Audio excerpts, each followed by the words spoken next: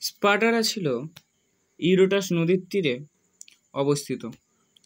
এটি ছিল একটি শক্তিশালী রাষ্ট্র। এই স্পার্টার চারদিকে পাহাড়ে ঘেরা এবং শত্রুর ভাবপূর্ণ কয়েকটি প্রতিবেশী রাষ্ট্র ছিল। স্পার্টা ল্যাকোনিয়া ও মেসোনিয়া অঞ্চল জয় করে এবং গ্রিসের ল্যাকিডোমোনিয়া নামক এক অঞ্চলের উপর তারা অধিকার বিস্তার করে। এই অঞ্চলটি ছিল উর্বর, কৃষি উপযোগী এবং সেখানে ছিল লৌহ খনিজ পদার্থের সমৃদ্ধ। স্পার্টার রাষ্ট্রীয় সংগঠনে লাইকারগাস ছিলেন এক খ্যাতনামা ব্যক্তি। তিনি স্পার্টার এক ধরনের কঠোর সমাজ ব্যবস্থা করে তুললেন। স্পার্টার জীবন ছিল শৃঙ্খলবদ্ধ। সেখানে বলা হয়েছিল প্রত্যেক পুরুষকে 7 বছর বয়স থেকেই শরীর চর্চা করতে হবে এবং যুদ্ধ বিদ্যায় আয়ত্ত করতে হবে।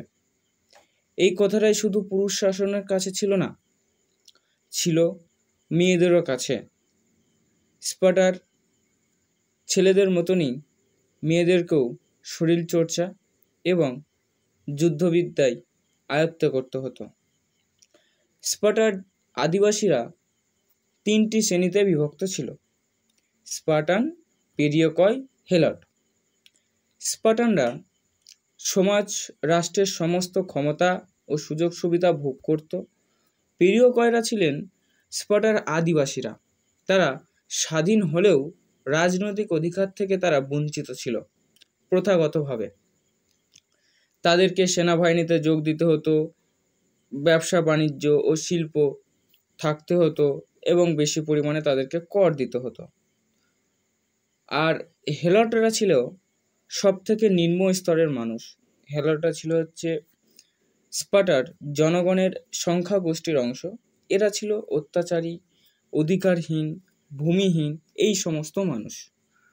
এইভাবেই স্পার্টার সমাজ রাষ্ট্র ব্যবস্থা গড়ে উঠেছিল।